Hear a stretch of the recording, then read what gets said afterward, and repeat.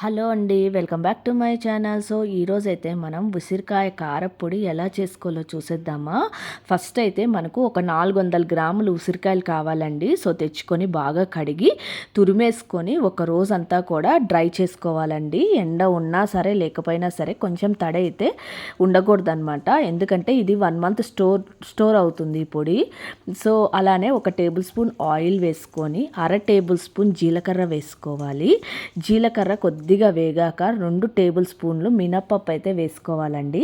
అలానే 2 టేబుల్ స్పూన్లు ధనియాలు వేసుకోవాలి. 1 టేబుల్ స్పూన్ ఫ్లాక్స్ సీడ్స్ వేసుకోవాలి. సో ఇవన్నీ బాగా వేగాక ఒక గుప్పెడు కరివేపాకు అయితే వేసుకోవాలన్నమాట. కరివేపాకు కూడా బాగా వేగాలండి, కొంచెం తెలుస్తుంది మనకు.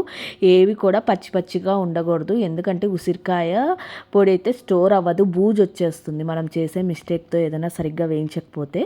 అలానే ఒక 6-7 వెల్లుల్లిపాయ రెబ్బలు అయితే వేసుకోవాలి. చాలామంది పొట్టు తీసి వేసుకుంటారు, నేను ఎప్పుడు పొట్టు తీయనండి, డైరెక్ట్గానే వేసుకుంటాను.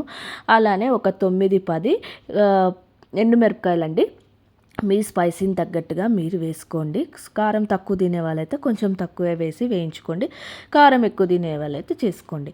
అలానే కొద్దిగా ఆయిల్ వేసేసేసి మనం ఏదైతే ఉసిరికాయ ఉందో ఎండబెట్టినది అది బాగా వేయించుకోవాలండి. సో ఇంకా లైట్గా తడిగా ఉంటుంది, మనం ఒక రోజంతా కూడా ఎండలో పెట్టినా కూడా ఇంకా ఎక్కడో తడిగా ఉంటుందండి. సో మనం ఆ తడంతా పోయే వరకు ఎక్కడ మాడకుండా ఎర్రగా సిమ్లో ఉంచి వేయించుకోవాలన్నమాట. ఇది దాదాపుగా 10 మినిట్స్ పైనే పడుతుందండి ఈ ఉసిరికాయ వేయించుకోవడానికి, ఎందుకంటే సిమ్లో పెట్టి వేయించుకుంటాం, మాడకూడదు, ఎందుకంటే మాడితే టేస్ట్ పోతుంది.